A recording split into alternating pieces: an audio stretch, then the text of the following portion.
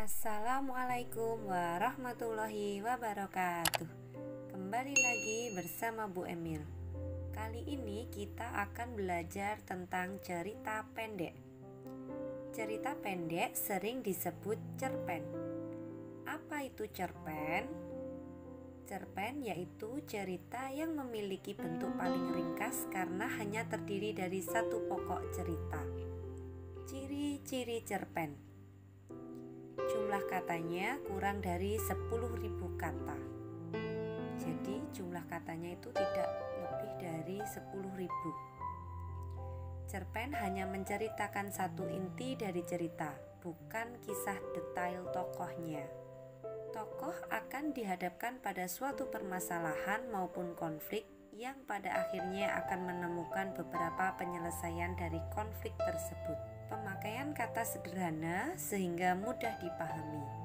Pembaca dapat ikut merasakan langsung kisah yang diceritakan karena kesan yang ditinggalkan cerpen sangat mendalam. Mempunyai alur cerita lurus ataupun tunggal. Pendalaman tokohnya sangat sederhana dan biasanya menceritakan satu kejadian atau peristiwa. Unsur-unsur cerpen. Cerpen memiliki dua unsur, yaitu unsur intrinsik dan unsur ekstrinsik. Kita bahas dulu yang pertama, yaitu unsur intrinsik cerpen. Unsur intrinsik cerpen adalah unsur pembentuk cerpen yang berasal dari dalam cerpen itu. Berikut adalah unsur intrinsik cerpen. Yang pertama yaitu tema. Tema yaitu gagasan utama atau gagasan pokok dalam cerpen. Yang kedua yaitu alur atau plot. Alur adalah jalan cerita dalam cerpen. Di sini alur dibagi menjadi 3 jenis. Yang pertama yaitu alur maju. Alur maju adalah rangkaian peristiwa yang urutannya sesuai dengan urutan waktu kejadian. Jadi ceritanya bergerak ke depan terus, dari masa awal hingga masa akhir cerita.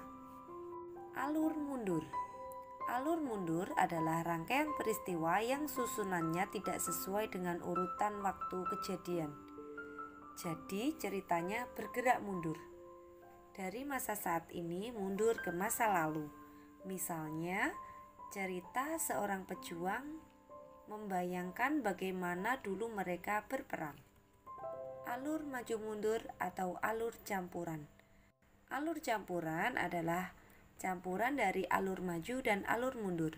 Biasanya ceritanya dimulai dari tengah, kemudian maju dan ditampilkan kembali beberapa penjelasan latar belakang cerita.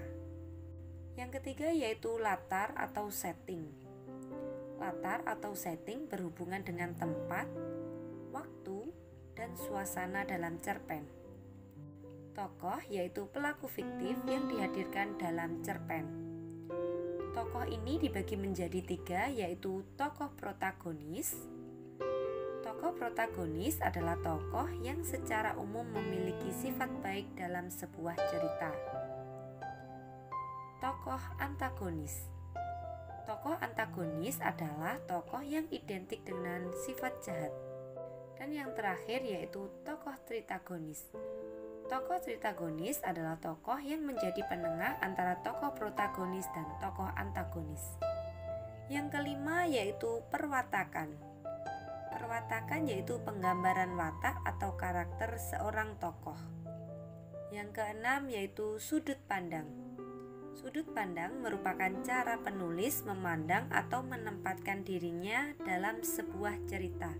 Misalnya dalam sebuah cerita penulis menyebutkan tokoh aku, berarti penulis menggunakan sudut pandang orang pertama. Kalau misalnya penulis menyebutkan nama seseorang atau kata dia, berarti penulis menggunakan sudut pandang orang ketiga. Yang ketujuh yaitu amanat. Amanat adalah suatu pesan moral yang ingin disampaikan penulis kepada pembaca. Selanjutnya yaitu unsur ekstrinsik cerpen. Unsur ekstrinsik cerpen adalah unsur pembentuk cerpen berada pada luar cerpen. Ada Ada 3 unsur ekstrinsik, yaitu latar belakang masyarakat, yaitu hal-hal yang dapat mempengaruhi alur cerita dalam cerpen, misalnya kondisi politik, sosial, atau ekonomi masyarakat. Latar belakang pengarang, yaitu hal-hal yang dapat berhubungan dengan pemahaman dan motivasi penulis cerpen dalam membuat tulisannya, misalnya aliran sastra, kondisi psikologis, dan biografi. Dan yang terakhir yaitu nilai-nilai yang terkandung dalam cerpen, misalnya nilai agama, sosial, budaya, dan moral. Sekian materi dari Bu Emil dan wassalamualaikum warahmatullahi wabarakatuh.